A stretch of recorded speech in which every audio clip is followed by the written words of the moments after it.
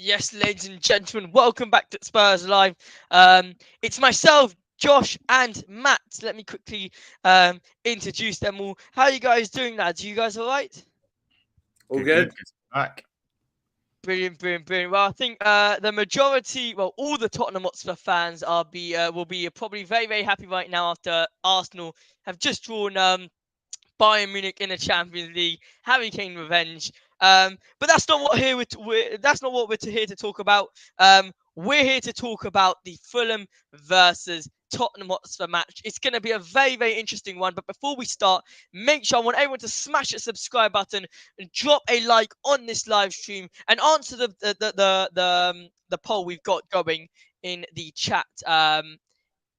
So let me start off with Josh. Obviously, it's been a long time since we've seen you. So, how have you been in that, and what were your thoughts going to Fulham game? Yeah, I know it's been a good couple of weeks, isn't it?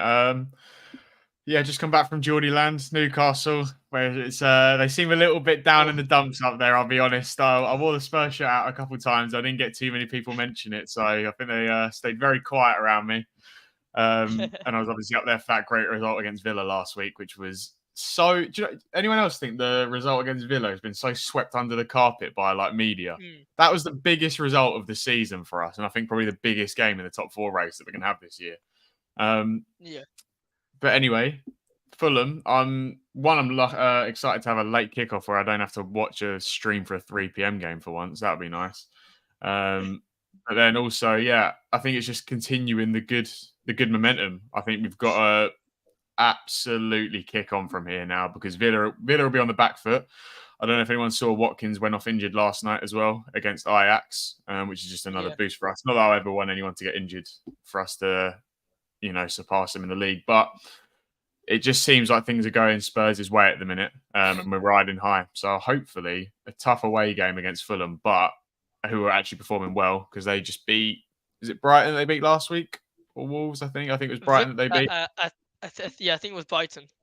Yeah, so they're riding high at the minute as well. But I just want to go in and get the job done. I don't really care how we get it done. It's just get points on the board at this point of the season. It's crunch time, really. They lost to Wolves last weekend. Oh, was it Wolves? Yeah, I knew they beat Brighton a couple of weeks ago, but I knew they played Wolves recently. But I think they're doing okay at the minute. I know Wolves lost Pedro Neto last week as well, so I was surprised that they got the result. Brighton, you feel confident? Brighton haven't been doing well recently, though. Yeah. Brighton Hang on. 1 second, Matt. One second. Sorry, I didn't even notice. What happened to the moustache? You got rid of the moustache. What's happening there? Come on. My fiance said it was tickling her nostrils when I kissed her. So that's a fair excuse. Well, Matt, what's your thoughts going on to the Fulham game in Craven Cottage? I just think it's a game that we have to win. It's a game we should win. It's a game we have to win, especially if we want to be taken seriously for the top 4. We should be smashing out another 3 or 4-0 like we did against Villa. But I'm still nervous going into every game. I'm still not over my nerves. Every single game I go into, I'm nervous at the moment. Because you're not quite sure what Tottenham team's going to turn up. Like, we know the way they're going to play because they play Ange Postecoglou. So we know how they're going to play. And we haven't had really bad performances, but we've just had shaky. Yeah. That's like you've hit the nail on the head there. We've had flat performances. So they've not been awful, but we just have these flat performances where we can, like that Wolves game that we lost 2-1. Oh. That was the worst game of the season for me. Yeah, I would agree. That was my lowest point as a Spurs fan this season. Well, I think we've caught first half syndrome again, haven't we? Really, even against Villa, I thought first 10 minutes the pressing was unbelievable, but I feel like it's the same thing with Spurs at the minute. If we don't score in the first 10, the press sort of drops off a little bit because you just can't maintain that high intensity of press for 45 minutes straight off the bat. And then it's a lot of ball domination, but a lot of safe passes. You know, I felt like last week no one really wanted to go for the killer pass in the first half, and it was just a lot of side-to-side movement. The only good thing is we've developed this habit of scoring goals in quick succession. Yeah. Yes. So the only good thing is that when we get a goal, we tend to get a second or third within 10 minutes. Well, Crystal Palace. Well, wasn't it Crystal Palace? We scored 3 goals. We turned the game around from 1-0 to 3-1 in literally 11 minutes. We scored all 3 goals, and I think that's the difference. Also now against Aston Villa, you know, it's like what Matt just said. I feel like we're a team that builds on momentum, but then it's easy for me to say that now that we're scoring goals. But we all remember, and I remember definitely myself saying, you know, we used to score 1 goal and then not really score, not really see ourselves in the second half. But look, lads, I want us to talk a little bit now. Now everyone's said it looks like the majority here are confident for the game. Going into the game, we're going to do our score predictions later on in the stream, but make sure everyone to smash that subscribe button, drop a like, and comment down below your score prediction. Get your questions in. Matt, I'll come to you first. Matt, I'll come to you first. The person in this Tottenham team who you think is going to threat Fulham the most, you know, in the title I put Maddison. That's personally my opinion. But Matt, who are you going for is in the key player for this game? Is it someone or is it more a teamwork, you think? Look, I think Son is going to be the biggest threat, obviously. Yeah. Son will be the biggest threat. As for the player most dangerous to Fulham,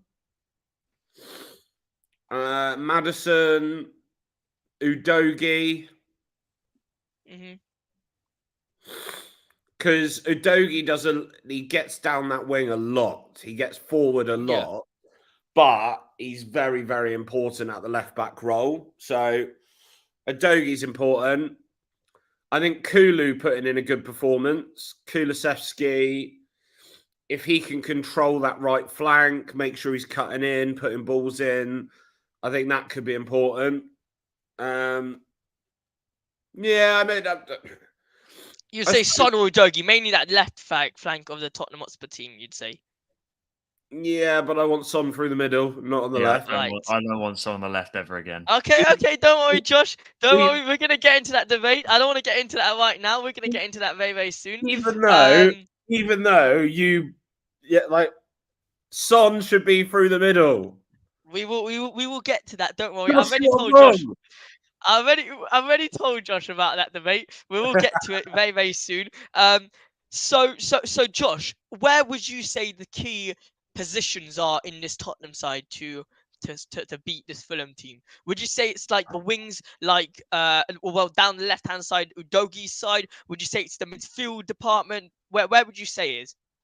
Well, ultimately, I mean, the person that's going to win the game is probably Heung-Min Son. I mean, away from home, I remember Fulham at home, they were a bit more open, and Calvin Bassey had an absolute nightmare, didn't he, on the ball? And Fulham sort of gave us our goals. One of them was a great finish from Son. But if you remember last year, it was a really tight game at Craven Cottage last year, and Kane scored that goal on the edge of the box, didn't he? Where he sort of took one touch, turned, and had that bottom corner finish after a stale first half. And I think Fulham they're going to sit deep against us again. It's going to be one of those where it's going to be probably Sonny with a pretty trademark low XG chance. I can see he makes it look easy. I can see us having like 70% possession. Yeah, again, 78% get possession again. But the fullbacks, like Matt said, the fullbacks are so integral. And the difference, I think, the big difference against Villa was Porro coming back into the side. The difference when Porro's there compared to Emerson is massive. And that's not to slate Emerson, but he just can't do the role that Porro can. And it's the same when Ben Davies debuts for Udogie. They're solid, but it's such a massive, massive difference throughout the whole team when they play. Mate, I agree. I think this season, our biggest difference in performances has come when we've lost those fullbacks. Yeah. Like Maddison was out, we coped. Van de Ven was out, Romero was out. Strangely, Emerson and Davies actually did well in the centre-back roles. But though, like Porro and Udogie are probably the most pivotal players in our team at the moment. Completely irreplaceable. Completely irreplaceable. We don't have another player profile in those fullback roles like them. No, I'm saying it's great. It's great that just not just Tottenham fans are identifying our fullbacks are in such great quality. I mean, I don't know if you guys have noticed in the Spain squad, but over the past couple of years, Porro has not been selected for that Spain squad, and now he has been selected for it. So I think it's great. I mean, I don't think any of us predicted Porro to turn it around like he has this season, to be honest. I mean, last year he looked a shell of the player now. We saw the potential going forward, but we thought in a back four he'd be dreadful. After that, 5-1 down to Newcastle in 20 minutes, we all thought, what have we done? What have we spent 40 million on? But also in pre-season this year, there was a couple of times in pre-season that we're like, another back post goal. Porro's conceded the back post again. And it was a concern coming into the season from pre-season. But suddenly, as soon as the season started, he's just flicked a switch. And I don't know about you boys, but it's probably a debate for another show and we'll do a video on it. But we'll talk about player of the season at some point because we're getting to that point. For me, consistency. I was thinking about it yesterday, and it's so difficult to pick a player of the season in this squad. But consistency-wise, for me, when I really thought about it, Pedro Porro probably is my player of the season for Spurs so far in terms of consistency and level of output and how integral he's been to the team. Yeah, I mean, I think if Son hadn't gone to the Asian Cup, then he'd possibly be in with a shout. Yeah. But he was away for 4 or 5 weeks? Well, it's the same with Maddison getting injured. I think Maddison would easily have been our player of the season if he didn't get injured. But yeah. Well, look, it's nice to see that we've got a lot of contenders for this player of the season. You know, I'm just going to name a couple of names. You know, Son, Maddison, Udogie, Porro, Vicario, Van de Ven, Romero. Literally, you can name the whole starting 11. It's a big boost for us, especially when it's our first season with Ange Postecoglou. Now, lads. Let's get into the debate. I really want to minimize it as much as possible. So let's give it 10 minutes of this debate. And then we're going to go into the lineup prediction, combined lineup prediction. And so the debate was as follows. Matt, please correct me if I'm wrong, because I do want to give Josh the full context of the debate. So last game versus Aston Villa, Matt and I did a match preview for the game. We then discussed hypothetically, if Richarlison was fit and Son was fit, both of them on their current form, would you start Son at the striker position or would you start at the left wing position? Now, Matt, was that correct what I said, or was there something else? No, that was pretty much it. Because you were saying, Richarlison's in really good form, so we should play Richarlison through the middle, and Son should be on the left wing. Exactly. And I said, I completely disagree. Son is best through the middle. And yes, Richarlison's in good form, but Son is a better player. And unfortunately, you play your best players. Exactly. So that was the debate. So Josh, what are you saying? Where would you play Son if both players are on form? I think weirdly, this question, it's other players that influence probably my answer to an extent. And the two players that influence it is the upturn in form of Brennan Johnson and Timo Werner. Because if it wasn't for them, I would probably be on the side of, well, we have to stick Son on the left and Richarlison up front because we don't really have anyone that can debut properly like Brian Hill or Solomon on that left wing. If we didn't have anyone else to play on the left wing, then I'd say you have to place one out there. Even at the same time, the upside of Son up front is so high, I don't think you can look past it anymore. He's so deadly in front of goal. He's easily, for me, the best finisher in world football right now. And the stats back it up. It's so underrated how he outperforms his XG to such a large extent every season. It's honestly outrageous how good a finisher Heung-Min Son is. So would you take out? So for me, my point is this debate was I would personally rather keep Richarlison up front because I know he's on a great form. He's in great form. He's scoring goals, and I'd rather have Son on the left, who is also in amazing form, than to kick out Son. Than to kick out Richarlison from the striker position and have Son going in that position. So that I yeah. I after our heated debate, Yes. I was watching the Man City game. Okay. Yeah. And it made me think, and I was like, right, that's the perfect example. Okay. Julian Alvarez. Yes. Julian Alvarez, what's his best position? I think it's like 10. I think it's in the 10.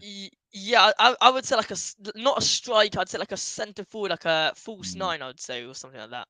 Okay, and where's he been playing? On the left / striker, but that's completely different because City is City. Yeah, but he's been playing left wing. He's not been playing his best position, and what's the reason he's not been playing his best position? Because they have Erling Haaland. Yeah, but I don't think it's fair to compare Erling Haaland to Son. I don't think you can compare City because Bernardo Silva. I still don't know what position Bernardo Silva plays. Right, and he's been there for about 6 years. No, I understand your point. Yeah, no, you're right. It is unfair to compare Erling Haaland and Son because Son is so much better. I get your point though, Matt. When you have a player of such high quality and like high output in that position, you don't drop him from that position because the fall off is so great. And that is the exact point. That is the exact and that's point. why I think I agree with you that you can't take Son out of striker anymore. You just that's exactly what I'm saying. Okay. The problem is Son wasn't playing striker when he was been in this great form. He's been playing left wing only recently. The past week, last game or two, he's played as a striker. Beforehand, he was his best form has been coming off the left wing.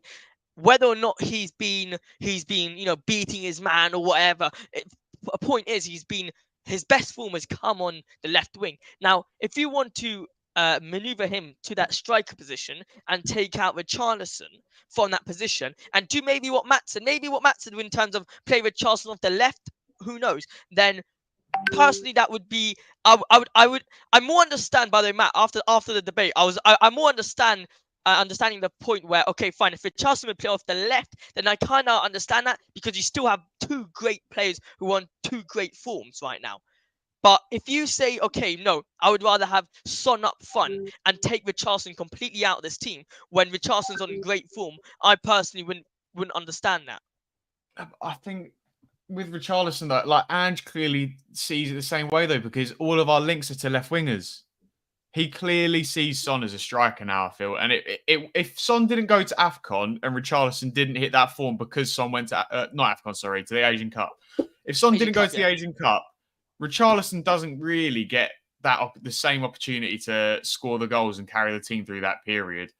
And I think we would have just seen Son up front the entire season. I mean, I guess the argument to that is that he did play left wing against Newcastle and absolutely cooked Trippier. But to be honest, this season, who hasn't cooked Kieran Trippier? He's been pretty woeful by his own standards. Yeah. But I just think with Son's age as well, I just want him to do the least amount of running as possible. And he still presses like a demon up from the striker position as well. And I think that's the biggest drop-off is that Richarlison does press, but at the same time, like a player like Timo Werner or even Johnson when he's on the left or Kulu, the press is so much better when they're in that left wing role and Son's up front. It just feels so much more organised. And I think Son's hold-up play is better than Richarlison's as well. I think that's an underrated part of Son's game that he's really developed in the last couple of years. He takes care of the ball so well. Okay, fair enough. All right, Matt, do you want to have a closing sentence on this debate? No, I'm just really glad that Josh obviously agrees with me and you are very, very clearly incorrect. Look, I will hold my hands up when I think I'm wrong, but right now I don't think I'm wrong. But at the end of the day, you can't be right or wrong. You're entitled to an opinion, and that's absolutely fine. Exactly. We just happen to be right. But Look. Now that we're talking about the attackers type of thing, Josh, what are your thoughts on Brennan Johnson's recent form? And do you think, before we get into the lineup prediction, do you think that Brennan Johnson should be starting these matches on that left hand side, or would you start Werner? Would you start Johnson on the right? Like, what would you do with Johnson right now? Start him off the bench? Well, with Johnson, not to say that we all told you also, but we did tell you so. We said to keep faith and that he's still a kid and that he was going to learn. And Ange said the same thing. He's still a kid. He wasn't supposed to have this many minutes, but we've been so ravaged by injuries up front that he's had to play through a lot of the season. The kid's good. Like, he is good, and he's making an impact in pretty much every game. And he basically won us the game against Palace with his pressing and winning the ball back and getting that assist. And he played well. He's played well the entire sort of last month or so off of the bench. And I think it's fine to leave him on the bench.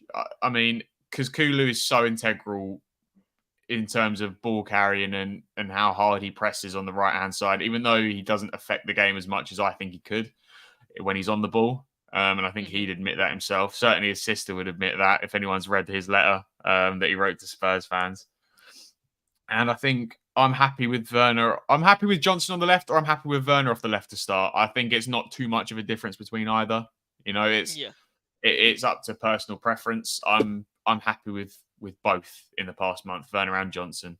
And I think they pretty much bring the same attributes to the game. Yeah. Maybe Johnson a bit more physical, but I think they bring pretty much the same thing to the table right now. I was going to say the same thing. They both have a very similar impact off the bench and while starting. But Matt, do you have a different opinion, or do you agree with Josh here with Ben Johnson and Timo Werner here?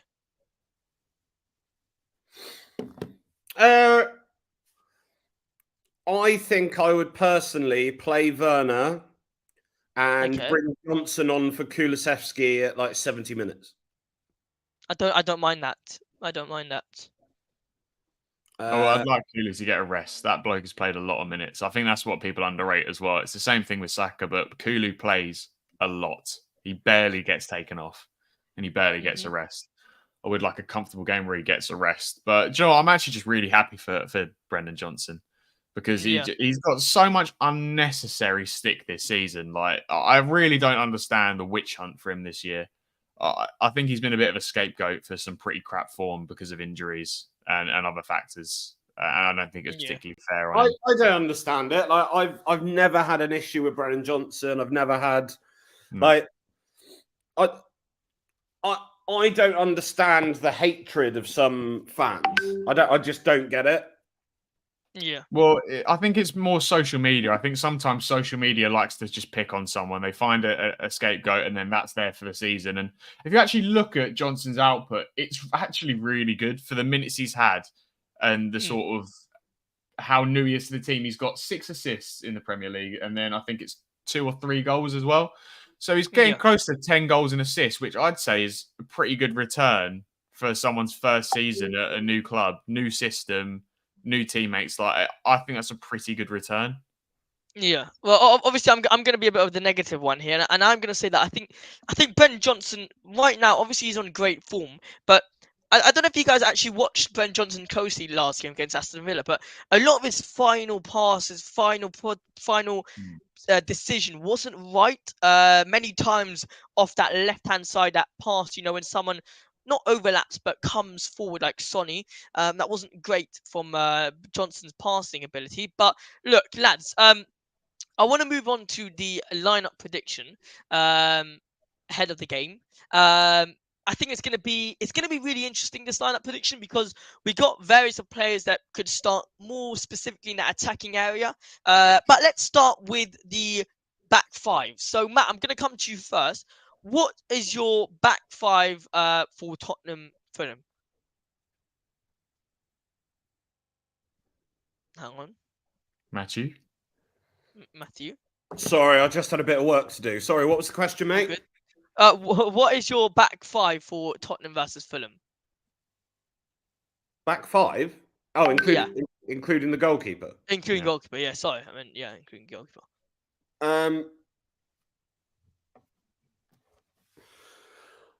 Well, it picks itself, doesn't it? I don't think there's too much thinking to do with this one, is there?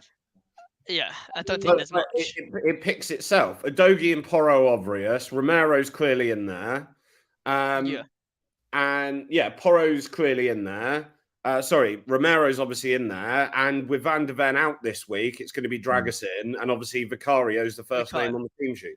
Okay, so we all agree on point of the week, isn't it? Dragusin starting his first game. I thought he debuted pretty well last week as well. Yeah, I thought he did all right. But then I also thought Villa were pretty toothless, so he didn't have a lot to deal with. Yeah, it'd be interesting to see how, because he didn't really have many runners in behind. You could tell the Villa players pretty much gave up after the second goal and then the red card. They pretty much sacked it off. Yeah, it was more damage limitation. Van de Ven dealt really well with it to begin with against Ollie Watkins. But by the time Dragusin came on, they weren't even doing that anymore.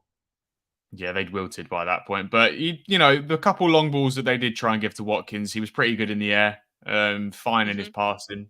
So, yeah. But what's your midfielders? Let's go to that because I feel like the back five, like you guys said, really picks itself. What's your middle midfielders? Anyone?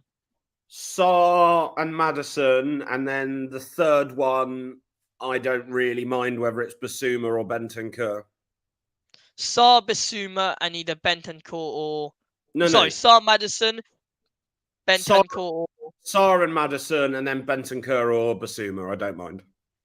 Fair enough. What about you, Josh? Yeah, I mean, I think it's the same. You have to start Sarr. That boy, that Sarr. Our star boy, he's unbelievable against Villa last week. He's so integral in transition in terms of winning the ball back with the sort of duels that he can do with those long legs. That cross from Maddison last week was fantastic. The fact that he nearly falls over before it as well, he manages to steady himself and then basically puts the ball in it. Maddison doesn't have to do anything. That goal is all Sarr's pretty much. He literally just has to be there and let it hit him. The cross was that good. Yeah.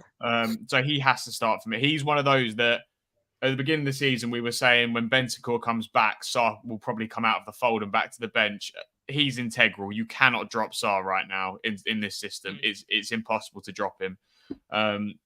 Maddison, obviously, you can't go without him because of the creativity that he brings to the team, and he sort of sets the tempo for us most games in an attacking sense. And then, like Matt said, Basuma and Sarr play pretty well together, so I'm happy with both of those to go together. I thought Basuma was okay, a bit sloppy at times against Villa. He gave the ball away in a really dangerous position outside the box at one point. And we were lucky to not get punished. I'll tell you something about Basuma, which frustrates me. Because I do think he's a good player. And on his day, he's fantastic. But for some reason, he just doesn't he's unable to keep his performance at that level for an entire season. He's a bit too casual for my liking at times on the ball. Yeah. Like it's his biggest strength in terms of how composed he is. He genuinely doesn't care if two people are pressing him. He's so confident in his ability to turn them and get away. But he has that same confidence and sort of laissez-faire attitude on the ball when it comes to his passing, and he gives it away way too often. Arrogant. Yeah. It's those little 5-yard passes where he seems to think they just can't go wrong. And then he'll throw it away, and you don't really.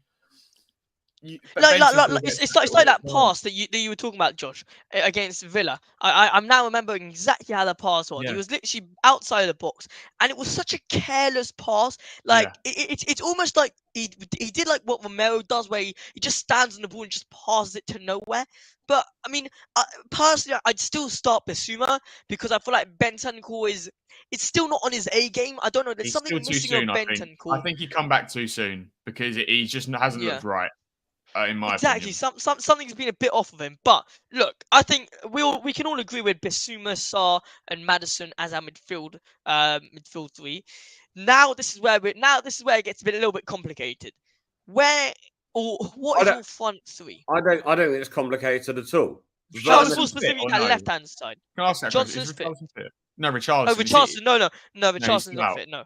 Okay. Yeah. Werner, Kulusevski, Son. So same front three as Matt said versus Aston Villa, if I'm correct. That's the same front three that you wanted. Yeah. What? I mean, I'd say the same, but I don't actually care if it's Johnson or Werner. Like, no, I don't mind, but that would be my choice. Okay. So Matt, sorry. Why specifically Werner ahead of Johnson? Just out of interest. Just because at the moment I feel like Johnson's been good, but I just think he's been a great super sub. Yeah. Did anyone notice against Villa, by the way? Sorry, Josh. Johnson's dribbling looked a lot better. Like his one-on-one taking on his man against Villa looked a lot better. There was a couple sort of really nice touches. You know, like he obviously is not that player like Iniesta used to do, where he used to take it on his left, clip it onto his right, and then clip it straight off of that. It was sort of that sort of movement that he was doing against Villa. Yeah. He looked a lot more confident in the one-on-one, I thought.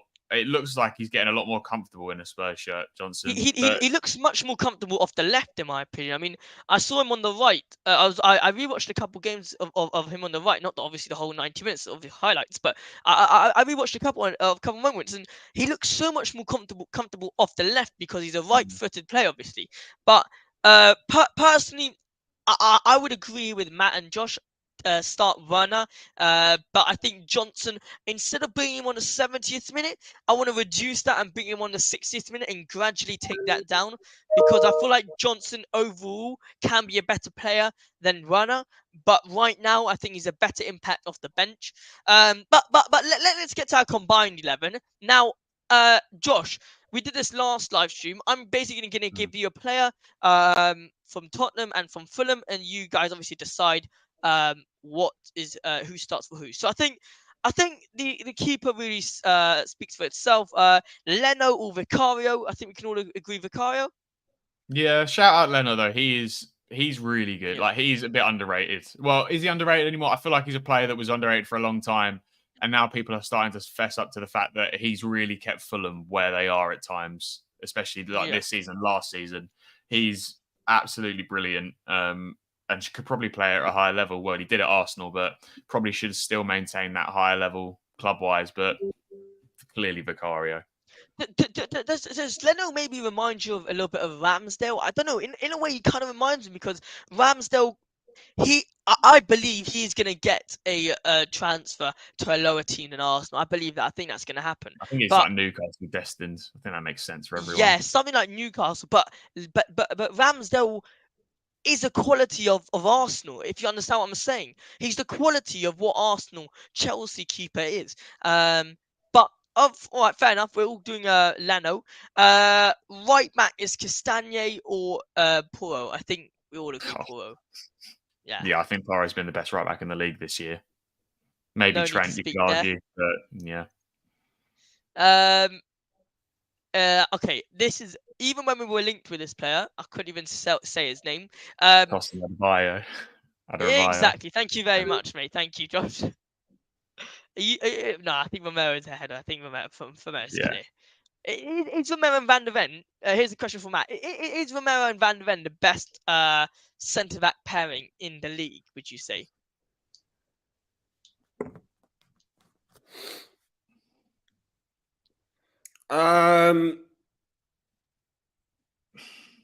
I'd say it's definitely top three. Yeah. I think Liverpool and Arsenal, you could argue, are better, like Gabriel and Saliba, and then Van Dijk and Konate. Yeah, so those were exactly the two I was thinking of. I'd say we're definitely top three, but I would say that Arsenal and Liverpool arguably ahead. I would say that the three are on a par. Mm-hmm. So I'd say you could argue Arsenal are better, you could argue Liverpool are better, but you could argue that Tottenham are better. Well, I think the big difference for me though is it's Van Dijk and it's Saliba. Like I think their level is just that level above, if you get what I mean. There's world class, and then there's what those two are doing this season, which is just unbelievable Okay, individually. wait. You got standouts from Liverpool, Van Dijk. You got a standout from Arsenal, Saliba. Who's Tottenham standout? Van der I Ven. think it's Van der Ven. I agree. Will it is okay? You know, here's another question, which is interesting. Is Van der Ven a better defender? Not ball carrier. Defender than Romero. Yeah. Why? Because 100%. speed helps in there a lot, doesn't It's the speed. No one can compete with Van der Ven speed-wise, but if you actually look at his tackling ability, it's nuts, especially his sliding ability. Yeah. It's insane. He doesn't lose 1v1s ever. You know, if he gets a bit better in the air, then he gets to that Van Dijk level. But I'm telling you, one-on-one, he's up there with the best in the world right now in terms of one-on-one defending. It's insane. If his aerial ability improves, there's not a centre-back alive that, you know, isn't... I agree. That can be really. I think he's got the highest potential, definitely. I think in this Premier League, one of the most important things, especially when you're what how tall is he? 6 foot something. When he's towards 6 foot, when you're Van der Ven height, you are slow. You're basically slow. But Van der Ven has just got those legs. But look, let's move on. Bassi or Van der Ven, obviously Van der Ven, Robinson or Udogie. Now let's go to the midfield. Reed or Pape Sarr. I think you can't include Van der Ven. He's out. Sorry, yes, you're right. Yes, you're right. I think it's still. Oh, okay. Dragusin or Bassi? I don't rate Bassi. I really don't. Rate Bassi. I would take I'd take Dragusin. Yeah. Everyone confident for tomorrow with Dragusin? Yeah, I think he'll be fine. Yeah. I don't think Fulham are going to give us the same problems. They don't have the same pace that Villa do. Yeah. Okay. No, just good to know. So Lukic or who's our left centre mid? What, Bissouma? Let's say Bissouma. Well, Bissouma would be the 6. It'd be him versus Paulinho, wouldn't it? Yeah. Yeah, but Paulinho isn't playing. Is he not? He wasn't even on. Sorry, he is, but I'm going based on their recent. Here, I'll share it. Their recent game where they beat Brighton, I think it was. No, Wolves, where they lost to Wolves. Yeah, I'm going based on this. If you guys want me to go based on something else, I can find it. But this is basically Is he not playing? He was on the bench here. He came on in the 72nd minute. Okay. Yeah. So let's say Pereira versus Bissouma. I think we're taking Pereira, aren't we? Well, no, it'd be Pereira against Maddison. Yeah. Because Pereira's the attacking midfielder. Sorry. I meant Paulinho. Oh, Paulinho versus... Yeah, that's maybe the only Fulham player that is probably going to get in this list. But yeah, I'd take Paulinho over Bissouma. He's a monster. I agree. So now we go to the right wing, Wilson or Kulu. I think Kulu gets in. It's Kulu. I like Wilson though. I think he's a good player. Here's a player I rate very highly. Pereira or Maddison. It's clearly James Maddison, although Pereira's having but yeah. Shout out to Pereira. I think he's doing really, really well. And I know this is going to be a hard shout. But I would love to see Tottenham maybe nibble into him in the transfer window. I know it's going to be so hard to get him, but I would love to see him. It depends on if Gio kicks on, doesn't it? I mean, I'm wondering what the Celso. Yeah, is this guy even still alive, Gio? Is Gio even alive, mate? I don't know if he's got called up to. I don't know if he's been called up to Argentina this time, but yes, I do. I'm disappointed because I know we all really thought, especially after pre-season, that Lo Celso was going to get some good minutes and kick on. But I can't say I've been overly wowed by any of his cameos. There's been a few games he looked all right. Like, actually, Villa at home, he looked pretty good. But he had that horrible cameo against Wolves. He was decent against City. So he's had a couple of decent games, but nothing that's made me think I really want him in the lineup next game. Well, I was working. Who are we talking about? Lo Celso. Oh yeah. Is he ever going to get in the team again?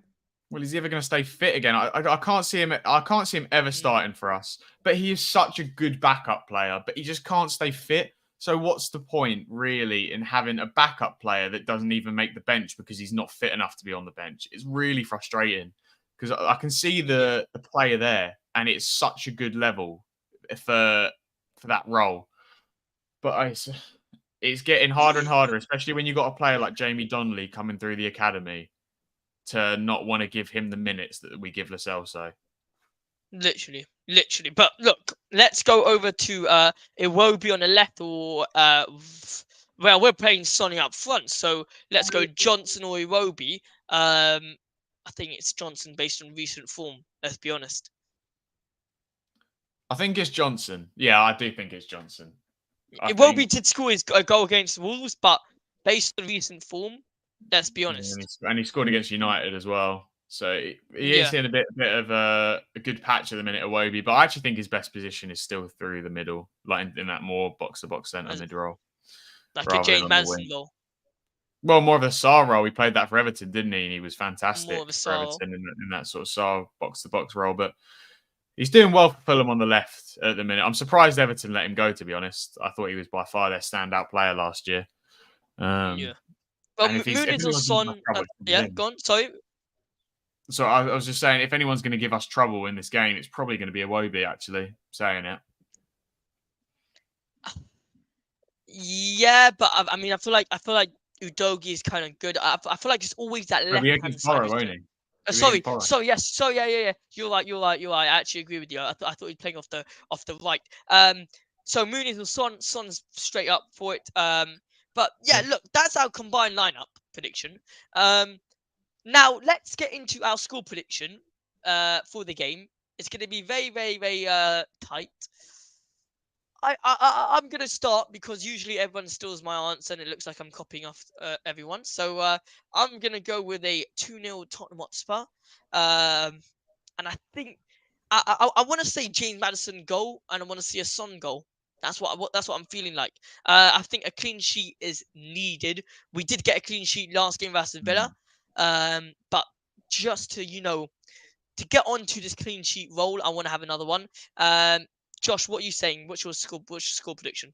My score prediction was also 2-0. I just think we've seen this game a million times this season in terms of, they're probably going to sit quite deep. We're going to have a lot of the ball. It's going to be probably they're just going to try and frustrate us and then hit us on the break, which is what most teams do against us now. But yeah, I agree. The most underrated part of last week, I think, was the clean sheet. I was really happy to have a clean sheet on the board again because it's been a little while. Especially away from home. Yeah. And I want to, back-to-back clean sheets away from home is a good statement, I think. And I think 2-0, Son will definitely get on the score sheet. And I'm going to go Johnson again, actually. I'm hoping he continues his good form, whether it's off the bench or starting. I think it'll probably end up starting off the left. But yeah, I'm going to go Son and Johnson for goals. That's always good. Son, Johnson. Matt, what are you going for? Score prediction. 3-0. Okay. I'm going 3-0. Who's scoring? Son. I think Son's always destined for a goal. Let's be honest. Son, Udogie, and Sarr. Ooh. I'd love it. Nice. I like the mixture. Do you know what I want to see? I want to see Romero score again as well. Yeah, go on. I want to see Romero score because do you know what my secret kink in football is? Is when a player grabs and kisses the badge when they celebrate. Oh, it just really gets me. Yeah. I just love it. When a player grabs the badge or kisses it, I'm just like, yes, you just get it. And Romero just gets Spurs. Like he's so Spurs. He's so Spurs, and I love Tottenham. It. You can tell how much he loves the club now. Last year, I'm convinced he wanted to leave. And I'm pretty sure he said before that if Conte stayed, he was going to leave. But you can just tell how much he loves this club and loves playing for Spurs right now. And I just, through this whole team, Udogie does it as well. Last time he scores, he grabs the badge. It's a little thing that players do that means a lot to fans, I think. And I love it when they do that. Sorry, it's a bit of a sidetrack there, but I just love it. I just love when that happens. No, I agree with you. It's nice because you actually see the passion. They actually love to play for the club.